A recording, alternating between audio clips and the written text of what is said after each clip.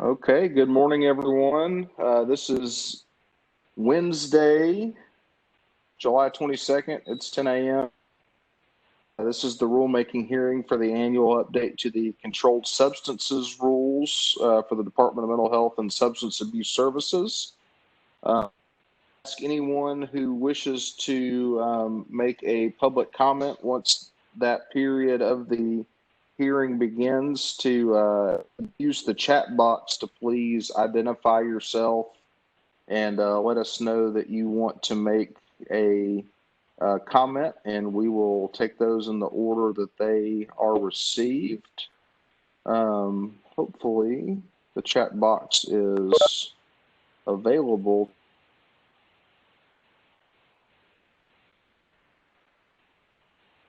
One second, let me double check and make sure that that is an option.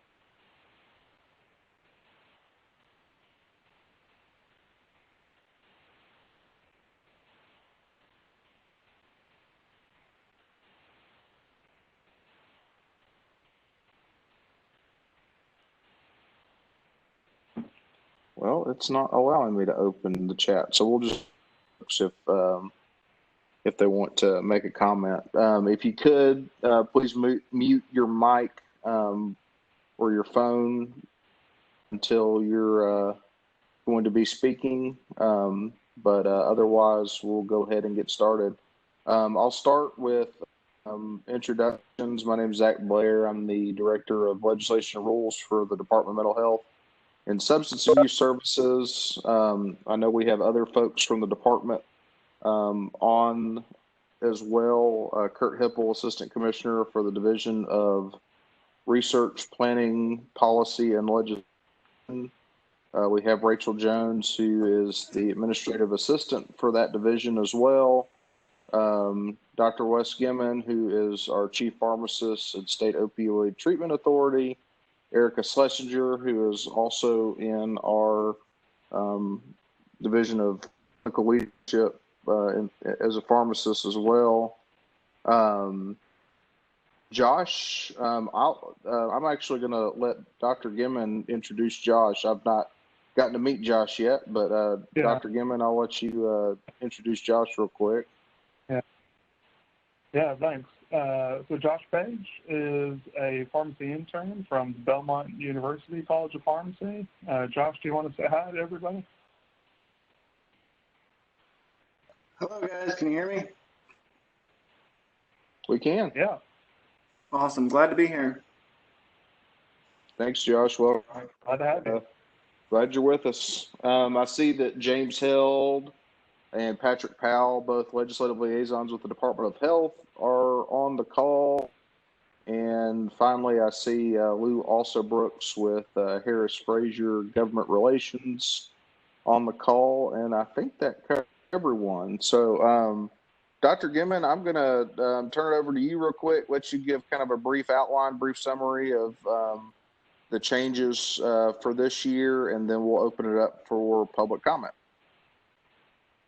Okay, and thank everybody for joining us for this year's scheduling of controlled substance rule revision. We have made a few changes. As always, we try to be consistent with the federal scheduling where available. This year, we have no new items that are not already DEA scheduled at a federal level. So no new novel agents. We do have several new synthetics that have been identified that had to be added to the schedule. Then you'll also notice there's been some reclassifications where the DEA may have entered a particular molecule or drug entity under one type of classification, say cannabimetics, and then had since revised them to say stimulants. So none of those agents have actually moved schedules. So the scheduling remains the same, therefore the penalty remains the same. They just changed it within the schedule to a new section to correctly identify their activity. And so you may notice some rescheduling of particular substances those are mostly your fumigants, chamicas, and other agents like that. The hallucinogens, they're originally classified as cannabis, but they are not hallucinogens. But also we have a couple of FDA-approved products that were recently introduced within the cycle that we added to the list as well. But be glad to take any comments from our attendees. And Zach, remind me, usually we do ask that if you do make a comment that you could also follow that up in writing so we don't accidentally misinterpret your words, and then make it easier for us to add our response. And Zach, I believe we are asking for those comments by August 3rd. Absolutely. So before we start the public comment period, Dr. Gimmon's correct. If you do make a public comment during this, we would very much appreciate if you would also with correspondence to us and put those comments in writing. So again, that we make sure that we have those as accurately reflected in our document and responses as we possibly can. Also, if you don't wish to make a comment in this particular hearing, please just submit those written comments to me via email, zach.blair@tn.gov by August, close of business August the 3rd. That's the 10-day public comment window, and we will make sure that we respond to those and address those as necessary. So at this point, again, thanks, Dr. Gimmon, for the brief summary. I will open it up to comments, and if you'll please identify yourself, who you're with. We will begin that part of the hearing.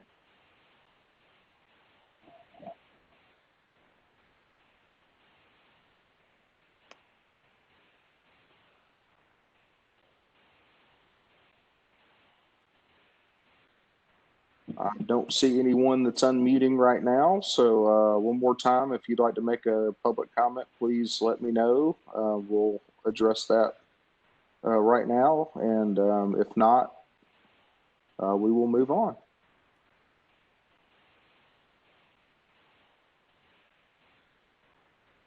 Okay, I believe silence prevails. I do expect that we will receive at least one comment based on some feedback I've received so far.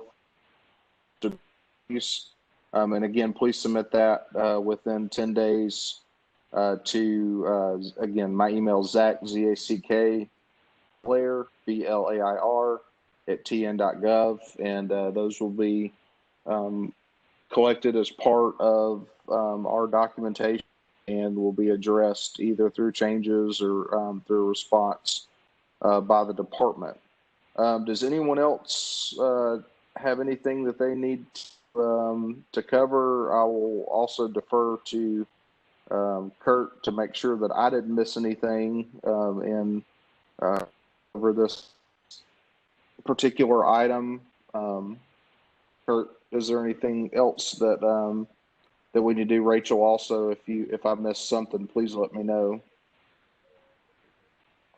I can't think of anything. I think we've gone over, Dr. Gimmon went over what's in the rule as proposed, and we allowed for time for comments to be made, and I'm talking slowly so that if anyone does want to make a comment, they could still do that and interrupt me. But I think we've hit everything that a rulemaking hearing should be. I hope everyone's doing okay out there.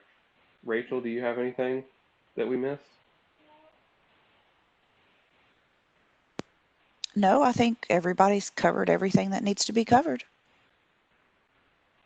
Great, thank you both. I will say, and I should have mentioned this from the top, this hearing is being held pursuant to Governor Lee's executive order that continued the provision allowing for electronic meetings during the COVID-19 pandemic, and the electronic hearing was noticed in the hearing. So thank you all for your flexibility in accommodating that with the strange times that we are in right now. I'll give Hey, one Zach? more opportunity if anyone wants to. Yes, sir. Yeah, and we're also recording this meeting, right? That is correct. Yes, we are. So it can be referenced again. It will be placed on our website for a time.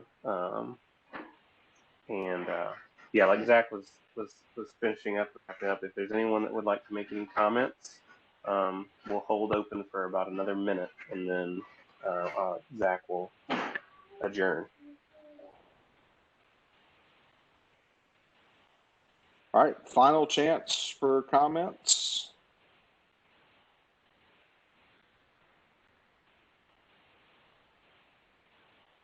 I see that silence prevails. Again, appreciate everyone joining us today. Look forward to seeing any comments or emails related to this item. And seeing no further, I will adjourn this hearing. And thank you again to everyone for their participation. Have a wonderful day.